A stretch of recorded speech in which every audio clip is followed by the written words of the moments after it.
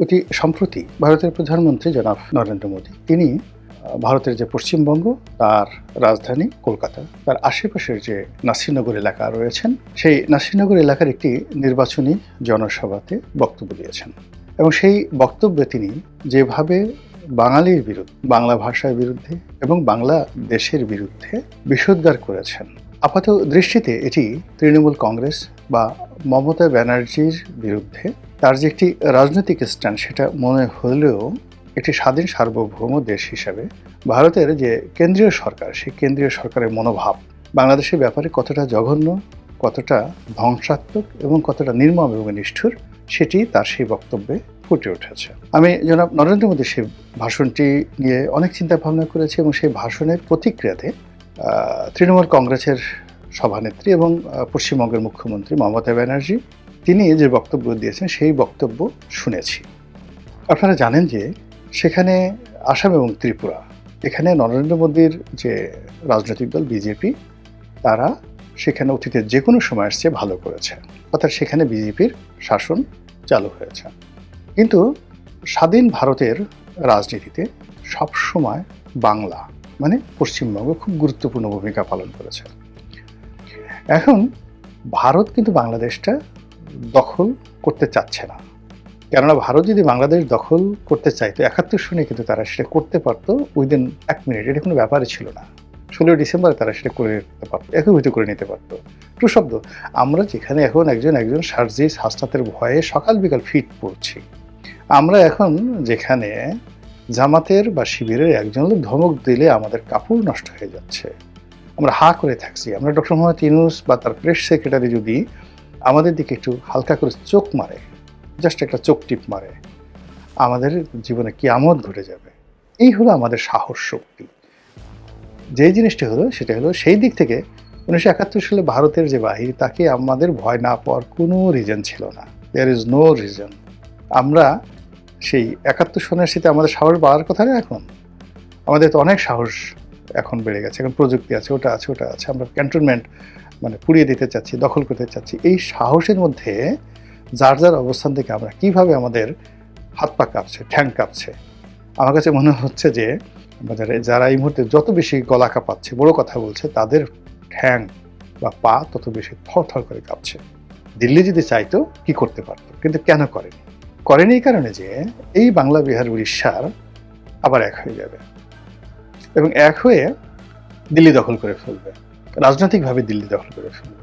এখন যেভাবে ধরুন একছত্রভাবে শিবাজি, ওই যে দিল্লিতে মানে বলে না যে শিবাজি রাও, সেই শিবাজি, তো সেই শিবাজির যারা বংশধর মতাদর্শের সৈনিক এরাই কিন্তু সেই সর্দার বল্লভভাই প্যাটেল, ভারতের মুক্তিযুদ্ধের সময় বল্লভভাই প্যাটেলের শিষ্যই কিন্তু নরেন্দ্র মোদী।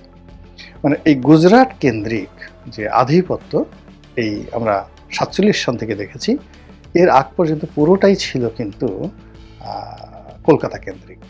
পুরো সময়টা হাজার হাজার বছর ধরে কলকাতা কেন্দ্রিক ছিল।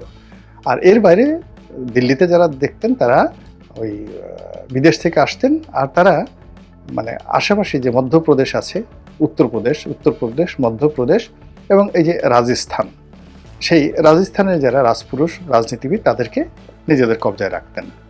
এর বাইরে কোনো রাজনীতি ছিল না, সেখানে কোনো রাজনীতি ছিল না। বাংলা সবসময় স্বাধীন, এখান থেকে টাকা যেত, এখানে তাদের বারবার যুদ্ধ করতে হতো। তো ৭১ সনে তাদের যে ভয় ছিল যে বাংলা যে কোনো সময় ঐক্যবদ্ধ হয়ে দিল্লি দখল করতে পারে, এবং সেই ভয়টি এই জমানাতে সে মারাত্মক আকার ধারণ করেছে। এর কারণ হলো পশ্চিমবঙ্গে মমতা ব্যানার্জি যে শক্তি, তার যে জনপ্রিয়তা, তার যে সাহস, গত ১০০ বছরে পশ্চিমবঙ্গে কোনো রাজনীতিবিদ এতটা বাঙালিকে সিমেন্টেড করতে পারেনি।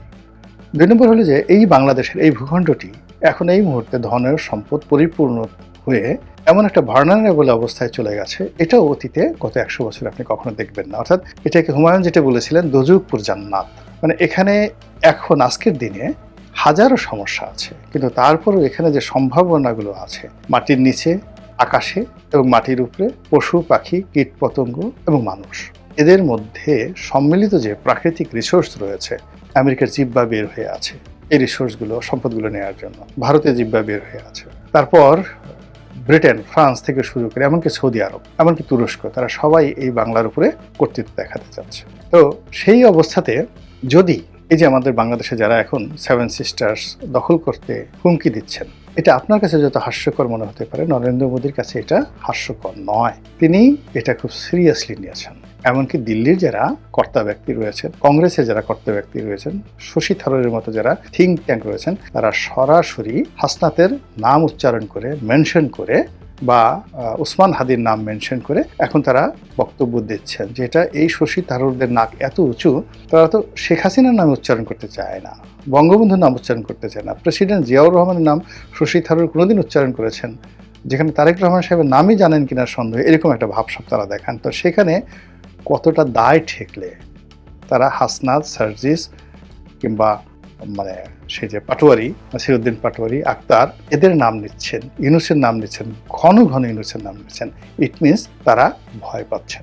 এবং সেই ভয়টাকে জয় করার জন্য বিজেপি এখন আসামের মতো, বিহার না ঠিক আসামের মতো, ত্রিপুরার মতো তারা সেখানে মমতা ব্যানার্জিকে পরাজিত করে বিজেপির শাসন প্রতিষ্ঠা করতে চাচ্ছেন এবং লোভ দেখাচ্ছেন যে আমাদেরকে বিজয়ী করো, দিল্লিতে আমরা যেভাবে কেন্দ্রীয় শাসন চালাচ্ছি তোমাদের এখানে যদি চালাতে পারি তাহলে তোমাদের উন্নয়ন ত্রিপুরার মতো হবে, আসামের মতো হবে। দেখো গত অল্প দিনের মধ্যে সেখানে কিভাবে পাল্টে দিয়েছে এবং এখন পুরো পশ্চিমবঙ্গ রিফিউজি ক্যাম্পে পরিণত হয়েছে। বাংলাদেশ থেকে লোকজন আসছে এবং রিফিউজিরা সবকিছু নিয়ন্ত্রণ করছে এবং আগামী দিনে এই রিফিউজিরাই পশ্চিমবঙ্গ দখল করে ফেলবে।